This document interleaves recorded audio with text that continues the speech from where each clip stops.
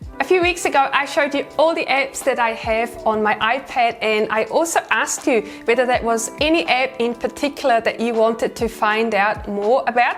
And the app that was requested most often is the Notion app. So in this video, I'm going to show and explain to you all the different ways of how I'm using the Notion app to get pretty much my whole life organized to be as productive and as efficient as possible. I really love this app. I use it every single day together with that Getting Things Done productivity system, which I find extremely useful, and I think you will as well. What's also great is that the Notion app is actually a free app, and it's available on Mac and Windows and also on iOS and on Android. So any device that you have, the Notion app will be available. This video is organized into 3 sections. First up, I want to give you a little bit of a tour of Notion to show you the basic features. And then in the second part, I'm going to talk about that Getting Things Done method. And then in the third part, we're going to put everything together, and I'm going to show you how to set up the Getting Things Done system with the Notion app.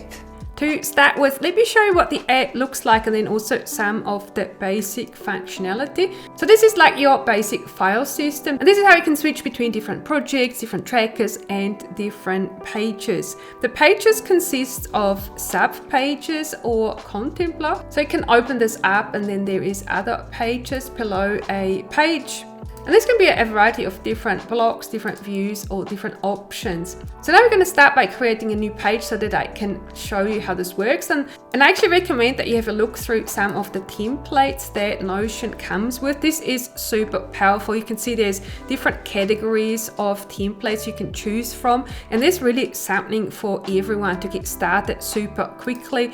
If you wanted to organize your personal home, there's some ideas here how to get started. Then we have a task list, or if you wanted to create a journal, a reading list, tracking your goals, travel planners, blog posts. There is so many different options to choose from. And while we're here on that blog post section, one of the things you can do as well, which is really nice, you can actually publish your Notion pages on the web. So you could even use this to create your own website, your own blog.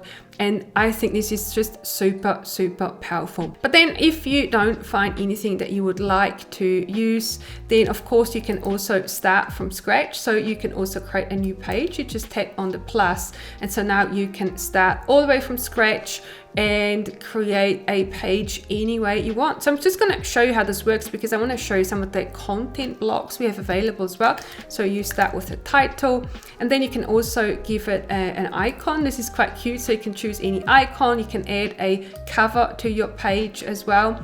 And what's nice here as well is that there are a few covers available. There's some gradients, there's some images here, but then you can also upload your own images. You can use a link, or you can search on Unsplash, and I think this is super cool. So there's so many photos that you can choose from, and this is what I really like to do to personalize all my pages. And then to start adding content, you can type / and now this brings up the basic building blocks of the app. So what I really like about this app as well is that it has got all these different blocks of text. You can embed pages, you can create to-do lists, different heading styles, but then you also have tables and boards, galleries. And so really, instead of just having one content type, you can mix and match between all these different content types. So now let's say we want to make this a heading. So I'm going to choose heading 1 and then format it. So now if I decide I don't want this to be heading 1, but maybe different formatting, I can choose anything from the list here. And so this is super easy to build a page. You start with / and then you have the option of adding any one of these content types really quickly and really easily. I don't want to go into too much detail as part of this section. This is pretty much all you need to know about Notion. And so that power of Notion is really that it combines all these different content types. All right, so now you've seen the Notion app and you probably think, oh wow, this is a little bit overwhelming. How is this going to help me being more organized when it's got so many things I can do with it? So this is where the Getting Things Done method comes in super handy. Getting Things Done, or GTD for short, is a productivity system that has been developed by productivity specialist David Allen.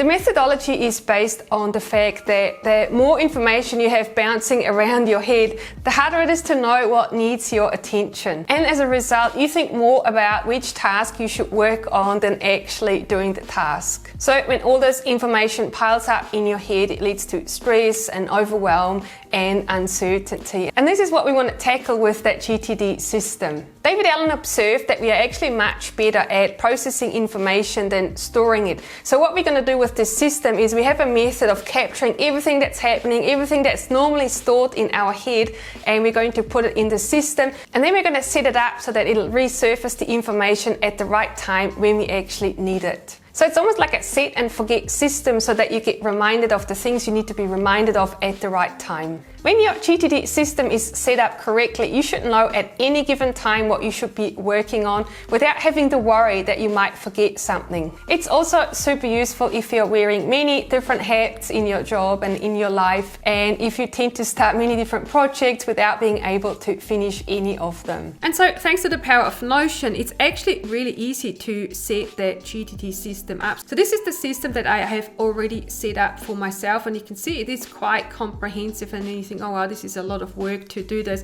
but I'm gonna show you step by step exactly how I've done this so that you can do this for yourself as well.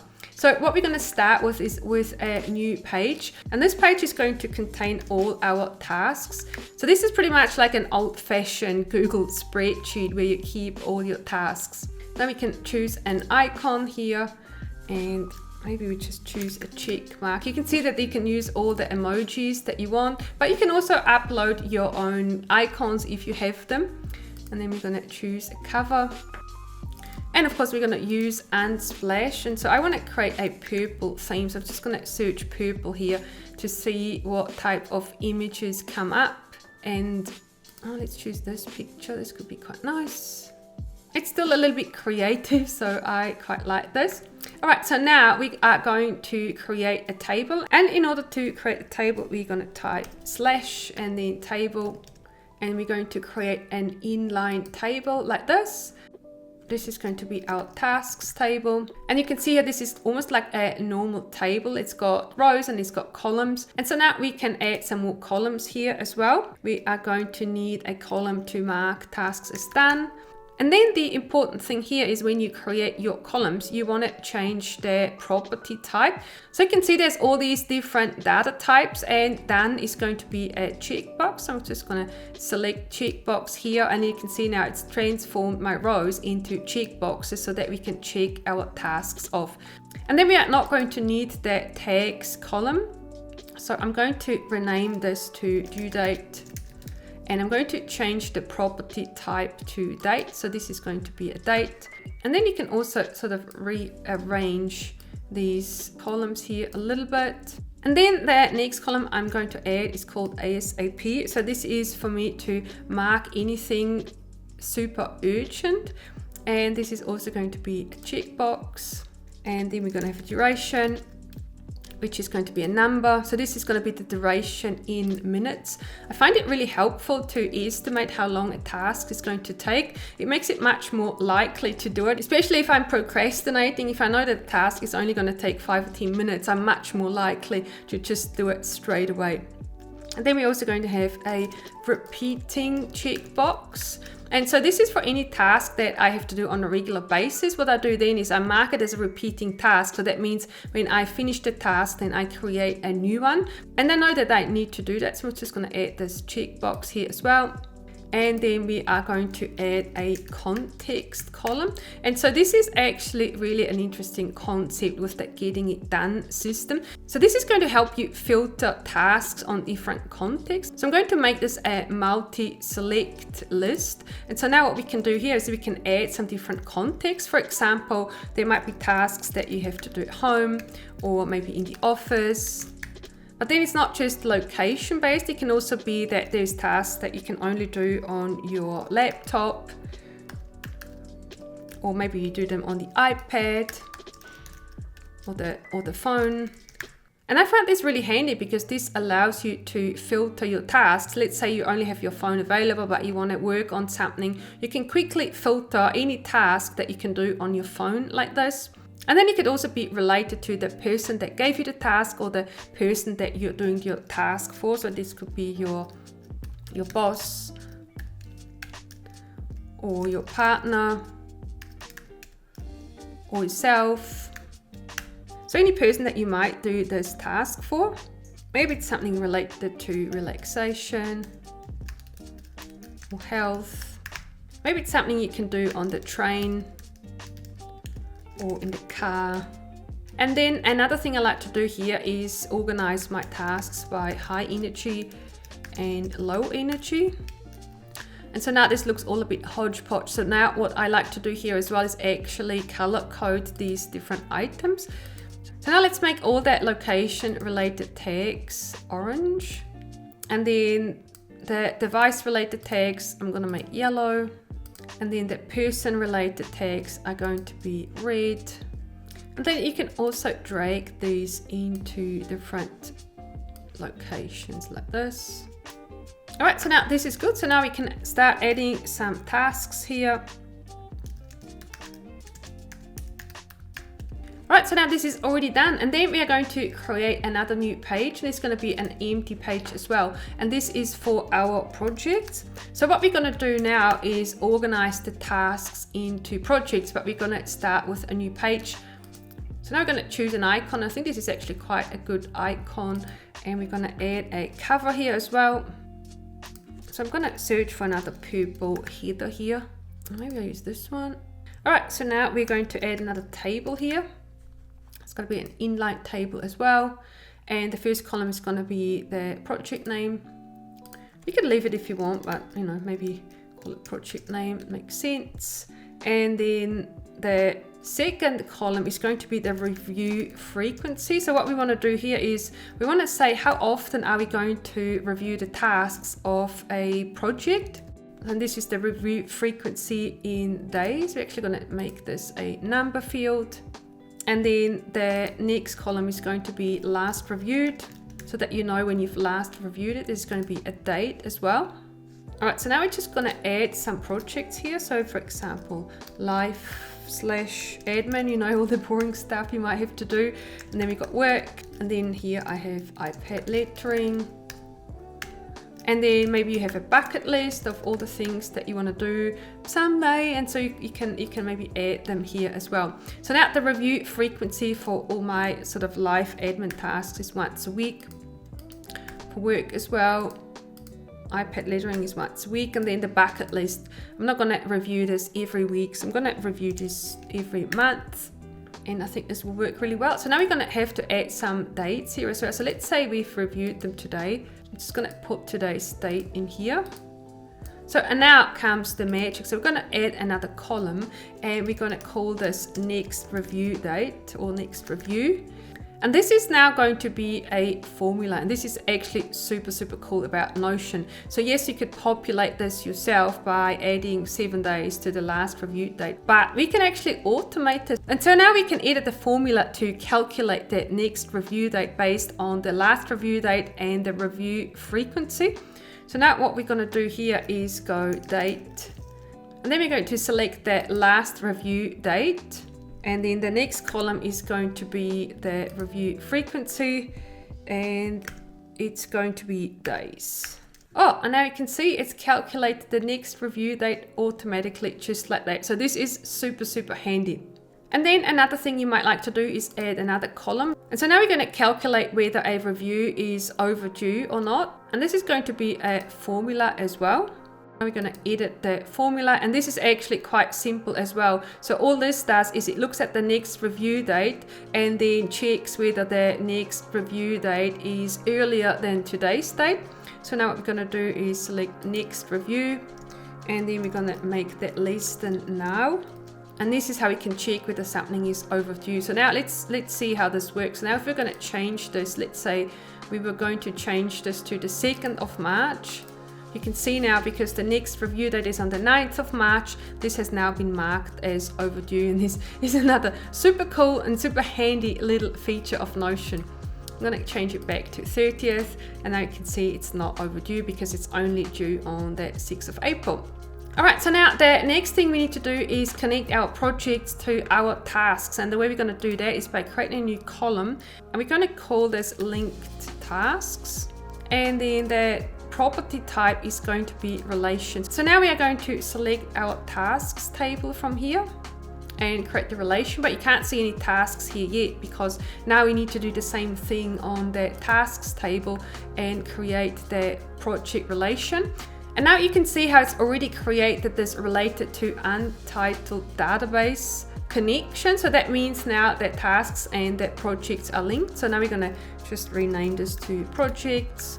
And so now what we can do is click on this and voila, these are all our projects. So now what we can do is organize our tasks by project. So now depending on what task it is, you can select different projects. So this is going to be iPad lettering, and then grocery shopping, this is my life or admin tasks and so on. So we can now organize all our tasks into projects. So this is really nice.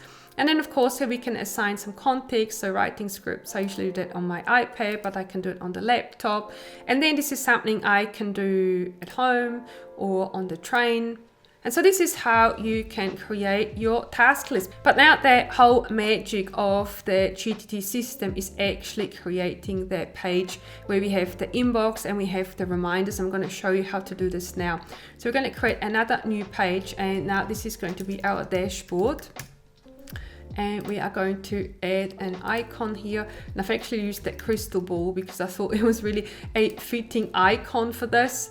And then we're going to add a cover here as well.